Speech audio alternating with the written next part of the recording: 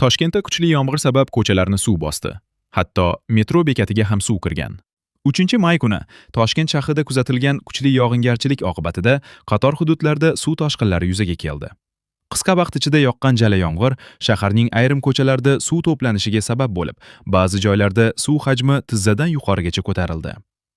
Ijtimoiy tarmoqlarda tarqalgan videolarda ayrim ko'chalarda transportlar harakati qiyinlashgani, avtomobil tirbandliklari yuzaga kelgani ko'rinmoqda. Ayniqsa, piyodalar uchun harakatlanish ancha qiyinlashgan. Kuchli yog'ingarchilik paytida Toshkent metrosining Chorsuv metro bekati atrofida ham suv to'plangani, tarqalgan videolarda suv oqimlarining metro bekati tomon yo'nalgani aks etgan.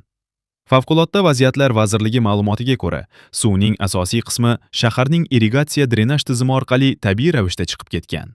Shuningdek, suv to'planishining oldini olish va oqibatlarni bartaraf etish maqsadida tegishli xizmatlar tomonidan kuch va vositalar jalb qilingan. Rasmiylarga ko'ra, toshqin Chorsuv metro bekati faoliyatiga jiddiy ta'sir kuzatilmagan. Bekat shtat rejimida ishlamoqda. Poyezdlar belgilangan jadval asosida harakatlanishda davom etmoqda. So'nggi kunlarda respublika bo'ylab kuzatilayotgan kuchli yog'ingarchiliklar ayrim hududlarda sel va suv toshqinlarini keltirib chiqarmoqda.